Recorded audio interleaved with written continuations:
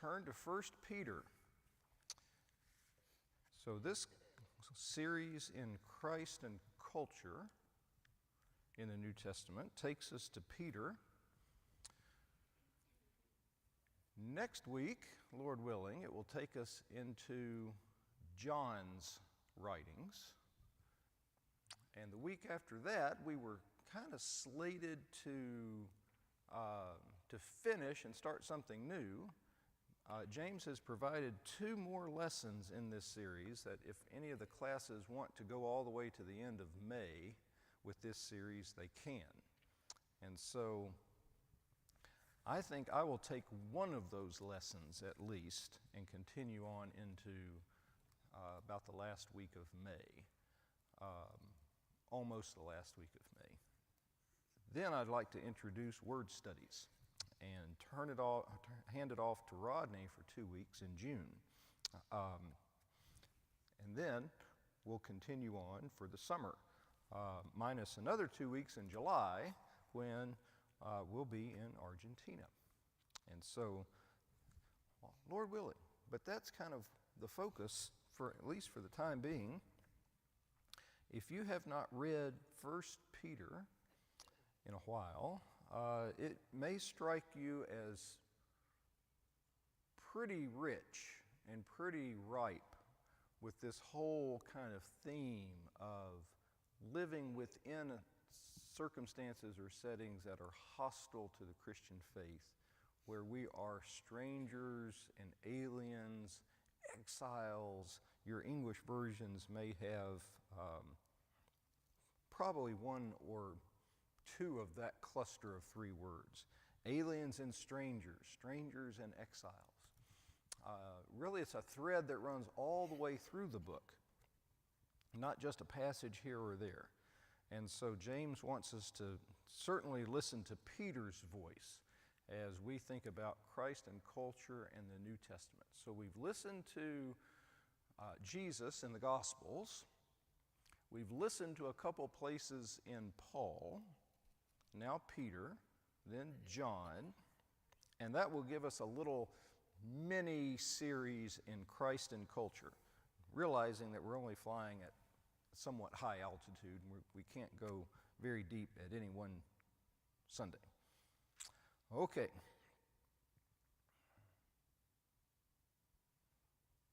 Let me give you an illustration. Start your thinking.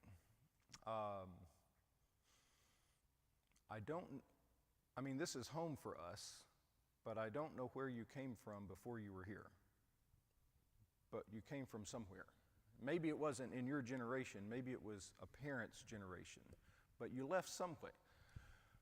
I always tell people, and I don't remember whether it was someone at school or whether it was someone here or who or when, but I very distinctly remember what they said. They said, "Welcome, where are you from?" And we were talking, and they said, "Well, let me try to put your mind at ease. We've all left someplace beautiful to come here." I was talking about Tennessee, and they said, "We've all left someplace beautiful to come here." And we chuckled and we laughed. And they said, "No, really, between the schools, the 3 universities, and the base, we've all left home to come here. Whether we teach or work at the schools, whether we're just here for a year or 2 or 3, wherever. Most of the people in this town are not from in this town. And so we all know what it's like to leave home and be here." And then they said, what's more than that, we tend to be pretty open and hospitable to people who are moving in, because at one point that was us. We were the stranger who was here. We moved, we left home and family or wherever to move here. A job change, a base assignment, we all left someplace to come here, and we remember that. And they said, "I think you'll be welcomed in. Just give it some time, get settled in." Like, that was some really good advice, and it's been, I think, in our experience, it's held up. And so it was a point of conversation to say, "Well, where are you from? Where did you leave?" Yeah. Yeah.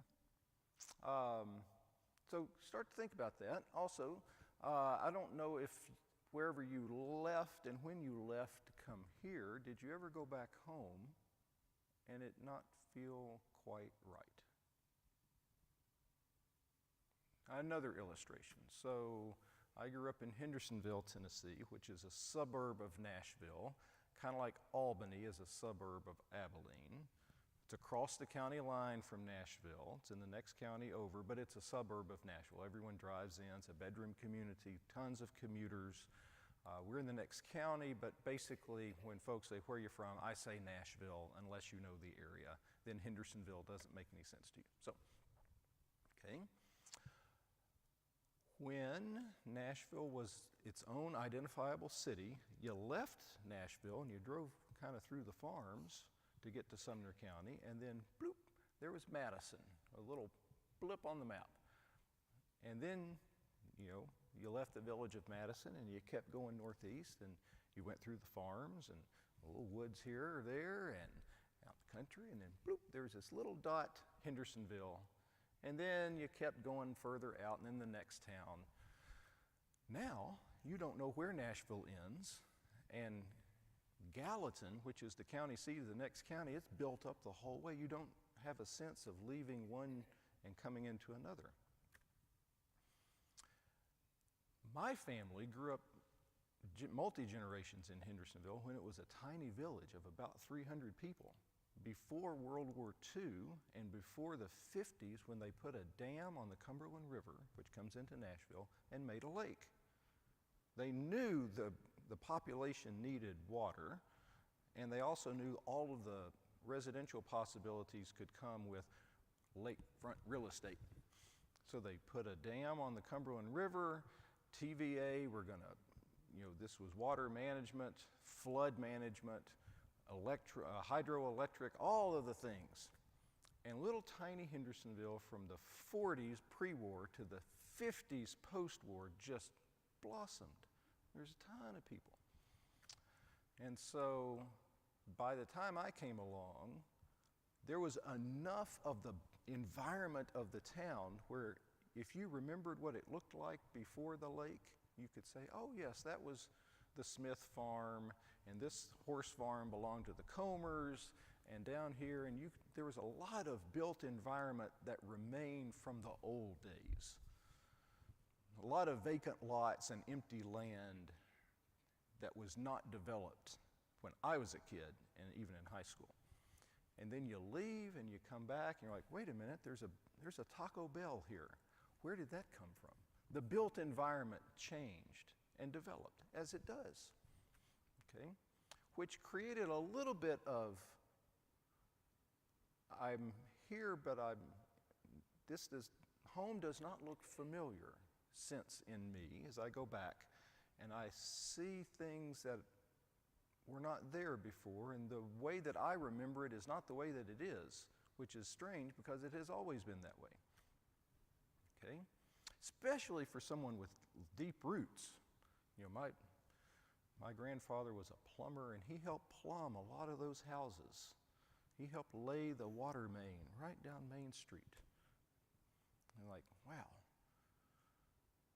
All this development based on a water main, Granddad helped lay the water. He would tell stories. Oh yeah, we laid this water main here, which is a pretty mundane story, but it speaks to a sense of rootedness in a place and a sense of familiarity in a place.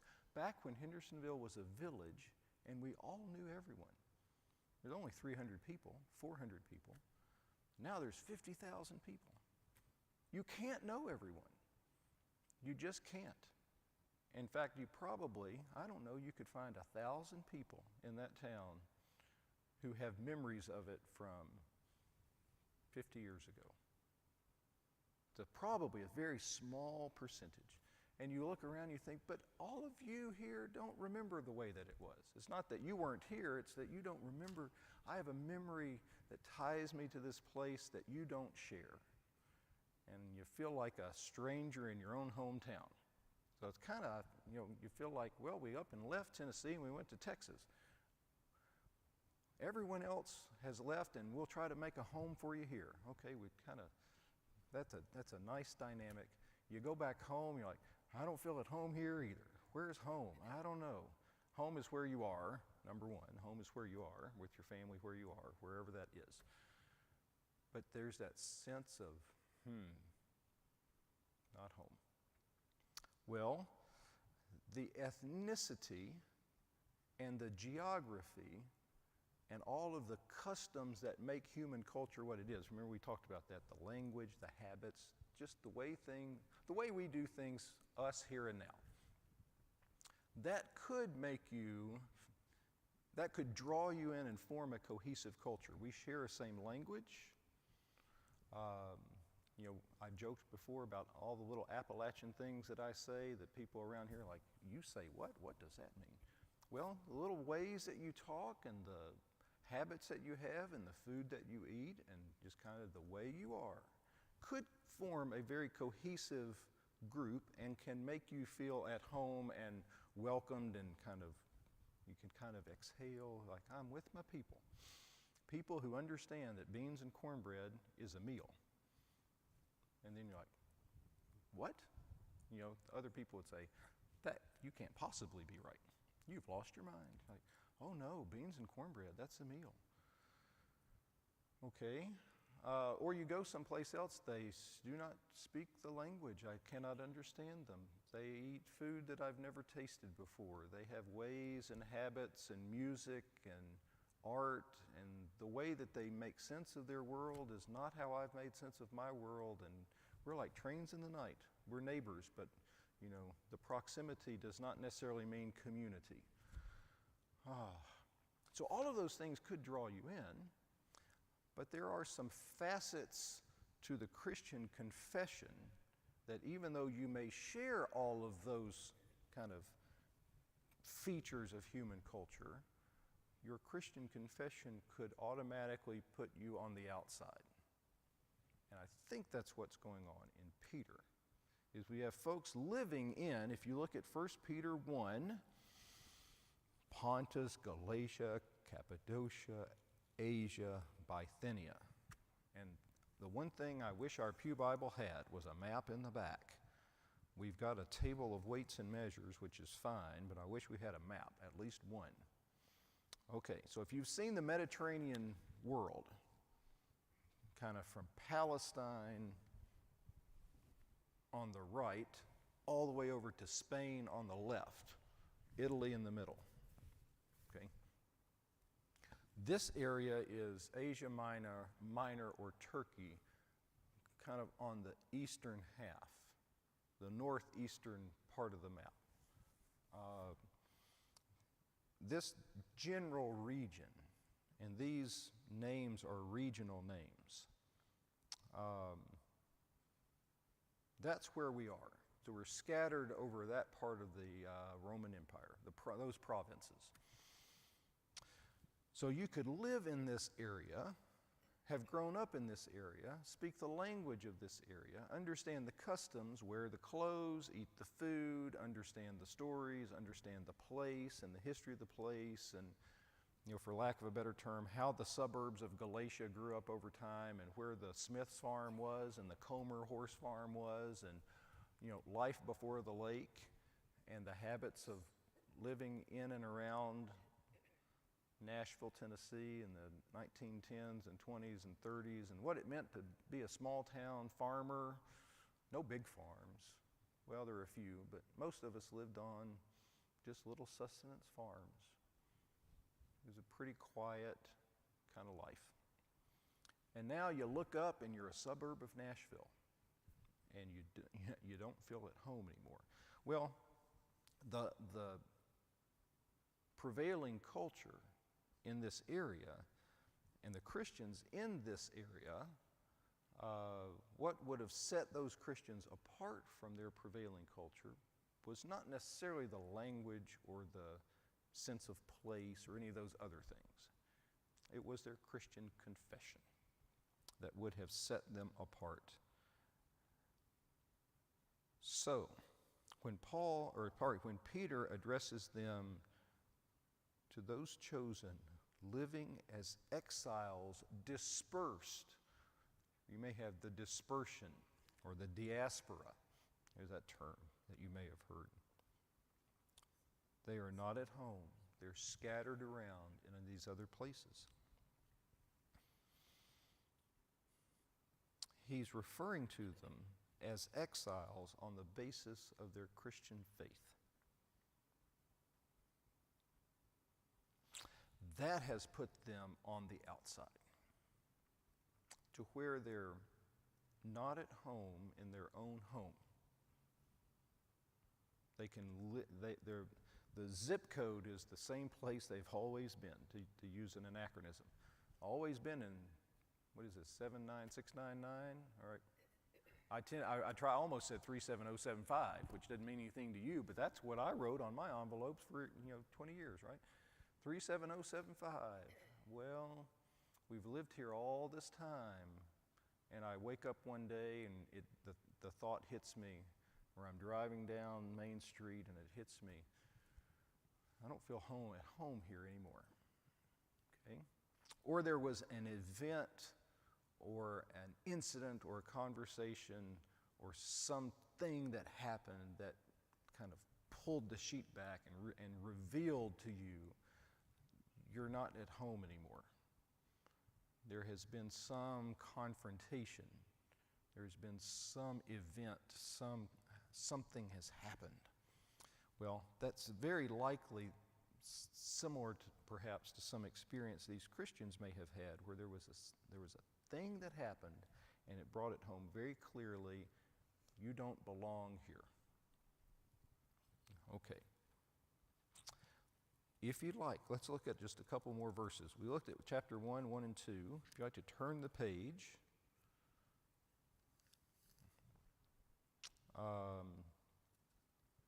Look at chapter 2, verse 11. Just observe some things Peter says to see this theme or this thread all the way through. Well, tell you what, on the way to chapter 2, 11, look at 1 verse 18.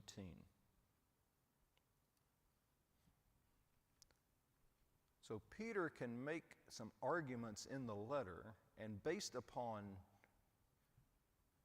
and one of the arguments rests upon the shared confession that we have all made.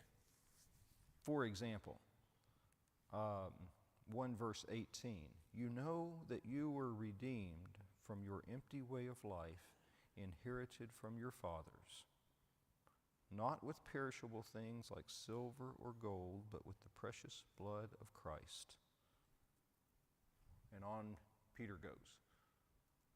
So he's trying to persuade the Christians to persevere in their faith, and part of the persuasion is what has happened to you. You have been redeemed. You've been bought out of your former way of life. What puts them on the outs in their prevailing culture is most everyone else enjoys that way of life. Peter says, the empty way of life inherited from your fathers. And the prevailing culture would have said, how dare you despise the way you were brought up? We raised you better than this. The whole weight of our tradition of who we are was going along just fine until you confessed this Christ and kind of messed it all up. So you can imagine, again, to use an imperfect analogy, you can imagine an awful Thanksgiving dinner around the family table, where the people who have professed Christ have an awful experience how you have disgraced the family. Okay. Peter says, you're redeemed. You need to understand what has happened in what God in Christ has done for you. You have been redeemed from that. So the temptation to go back to that would be very strong. Peter wants to help you understand the impact of that turn.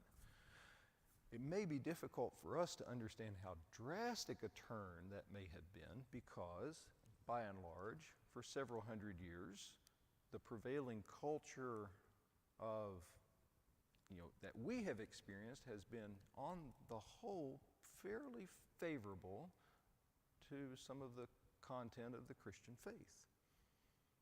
Where making a drastic change, such as these Christians would have made, may or may not have held true for some of us. Not to say that not all of us would have made a drastic change, or that's not possible today, but in some ways the cultural buttressing of the Christian faith that we have experienced here for a long time was simply not there then. We talked about that in the last few weeks, okay? So there's a radical change. On the way to 2:11. So Peter then will say, "Dear friends, I urge you as strangers and exiles to abstain from sinful desires that wage war against the soul." So conceive of it as a struggle, a battle. That's martial language. There's a battle going on, okay? Sinful desires that wage war against the soul, and you're feeling the pinch. So as aliens and exiles, or strangers and exiles, you're not at home here.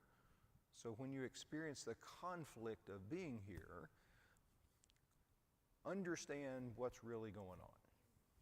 Okay, so Peter puts a frame around their experience, and the frame around their experience is, this is a battle for your soul. Okay? How do you live in that circumstance? 2:12, conduct yourselves honorably among the Gentiles. So when they slander you as evildoers, they will observe your good works and will glorify God on the day he visits. Okay, so he's put a frame around their experience of living in tension, and the frame is, this is a battle for your soul. The stakes are high. So when the stakes are high, how do you navigate this tension of not feeling at home in your surroundings and not having any of the other supports that would help you feel at home just naturally be a part of your surroundings? How do you do that? Well, one thing you do is you conduct yourself honorably. Again, I don't know what the content of the slander was. They slander you as evildoers. What was it that the Christians did that the folks on the outside would say, "Oh, that's a horrible thing that you've done"? Not true. It's a slanderous statement. You must be evil. You dishonor the heritage of our ancestors. You do not honor the ways probably connected with the feasts and the festivals and the normal civic life, which was very closely tied to all the deities that you remember from Greek and Roman mythology. You remember studying that in junior high. Okay. You don't participate in some of that. In fact, you would try your best not to participate in any of that. But it was really hard not to do that, because every time you turn around, just the civic life of these provinces was just saturated with that whole worldview. So it may be the outsiders look upon the Christian, the Gentiles, and say, you're evil because of your confession.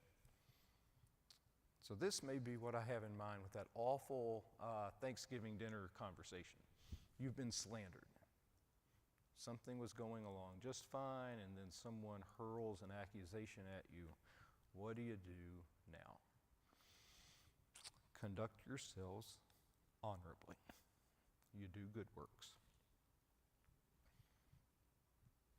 You do good. Where is there a good thing that needs to be done? Okay, you go do that thing. It's kind of the way that I phrase this is, each of us has made a claim, and the jury's out among the watching world. Which one of us is telling the truth and which one of us is blowing hot air. Okay? The Christians have made a confession. We have made a claim. We've stated something. The Gentiles here, the watching world, the prevailing culture, has made a claim. Their claim is, you're evildoers. The Christian claim is Christ is Lord. So we've each said something. It seems to be that Peter's point is, and what's going to prove that one of them is a true confession and one is just hot air, empty, is whether or not you will do good works, or how you will respond. When you respond honorably, what you will show is their claim does not have any basis. The way you refute their claim is not to snap back at them. How tempting that is. You refute their claim not by snapping back at them, but you refute their claim by doing good and treating them honorably. Okay, let me give you an example. I don't claim any brilliance in this. And I did not know it was how it would turn out when I did. So it was a calculation on my part. I was 20 years old and I was a youth ministry intern. I was the first intern that this church had ever had. In fact, they'd only had a youth minister for about 2 or 3 years. And when I grew up with him, and what we had hoped to accomplish was, a summer internship for me, but what he hoped would be a long tradition of summer internships at that church. We both had really good experiences with that, and I was going to be the first intern, and we had great high hopes, and they'd never done this before. Well, to make a long story longer, the youth group was going to have a yard sale, and that was going to help fund a mission trip to Mexico, I think. Youth ministry gathering up everyone's junk. Let's put it in the church gym and sell it. And the funds it wasn't going to fund anything, but people were out of their goodwill, were going to help. Well, as the intern, it was my job to be the lackey to go around and collect things.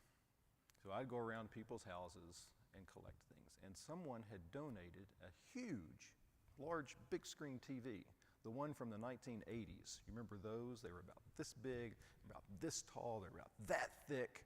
They weighed about 600 pounds. You remember those? Great big wood frame, one of those.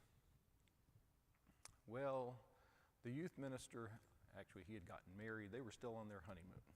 So I came in May. They were still on their honeymoon, and this yard sale was going to happen. And within the first week of my being there, they were still on their honeymoon. So I was taking care of all these details pretty much solo. Well, the people who had called to donate that expected someone to come that day. I don't know when, but I didn't know that. And so the long and the short of it is the elder over the youth ministry I think he got chewed on over the phone by these donors, and then he chewed on me and chewed and chewed and chewed. Been there a week or two, didn't know anyone. I was like, so I just swallowed hard. I drove over, I loaded this enormous television in the back of the truck, took it over, and I thought, okay, this is one, bless you. You're just going to have to take this on the chin. There's no way out of this. You're only going to make it worse. At least don't make it worse. Okay. So, I did all of the work, got all of the things. We got all of this set up in the gym. We stayed late. Another couple was helping with this. We put 25-cent stickers on everyone's junk, like you do for a yard sale. We got all the tables set up. We did all of that. He left about 7 that night. I was still working till about 11 or 12, so he was already gone. okay, we're set to start the next morning about 7. I think we told the kids in the youth group you'd be there around 7, because you know early birds are going to show up at a yard sale at 6:15. So we're going to hold them off till 7. If the youth group gets there at 7, we'll have donuts for you. We're going to open to everyone at 7:30 or whenever it was. Well, I was there at 5:45. Unlocked the door, got out, turned the lights on in the gym, got everything there. Before the other couple came in, before the other elder came in, I was just like, I did not fully intend to do this, but in hindsight, kind of what I wound up doing was, he chewed on me hard. I knew that, it slipped my mind. I'm not trying to sabotage this thing. It's just, okay. Well, I was like, I'll show him how hard I can work.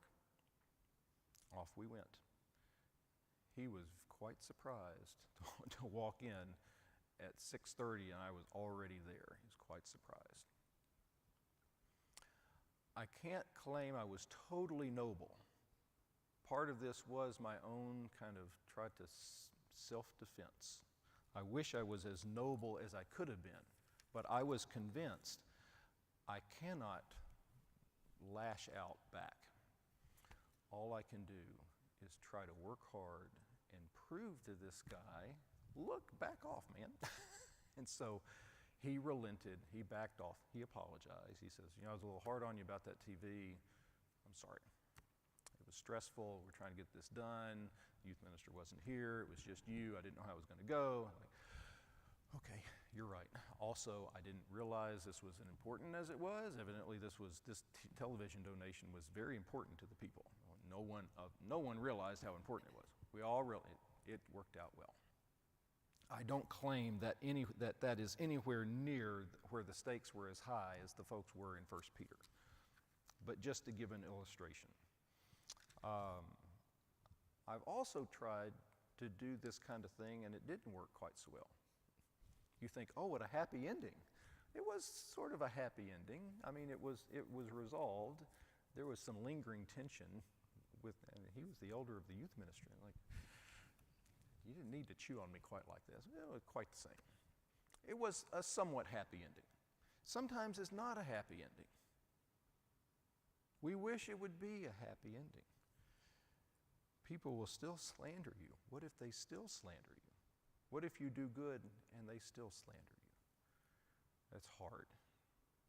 Well, time has run out on us, but you read through 1 Peter and you see this theme emerging about how you respond within the hostile situations. You respond as those who are not at home in their surroundings. Confident that one, the Christian identity and the Christian community will help you navigate that alienness, that being an exile, being a stranger. For example, and I want to close with this, look at chapter 4, verse 7.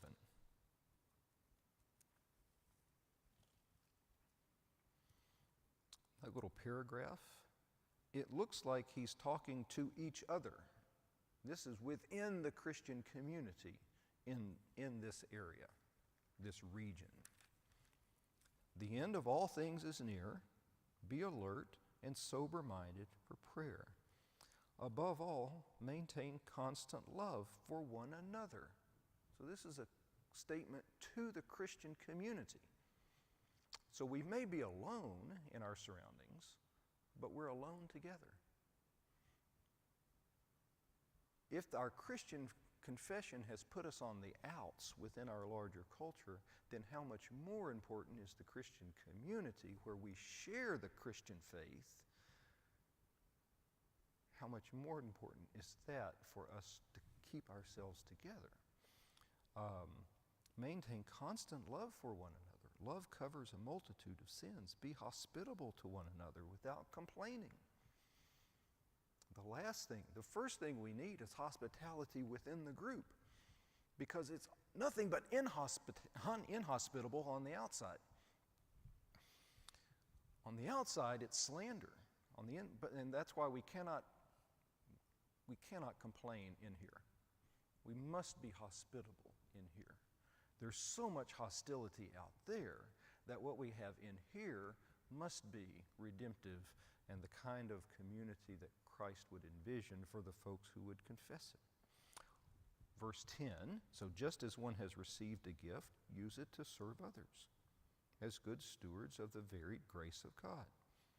If you speak, let it be as you speaking from the strength speak as one who speaks God's words. If anyone serves, let it be from the strength God provides, so that God may be glorified through Jesus Christ in everything. There's so much hostility from the outside that the character of the Christian community must be such that we take care of one another on the inside. There's more that could be said, but I think that is, I certainly wanted to get to that much, and it's 9:47, so we're out of time. So much more we could cover from 1 Peter. Next week, Lord willing, we'll look at some things from John as we try to bring this little series into a close. Thank you. See you then.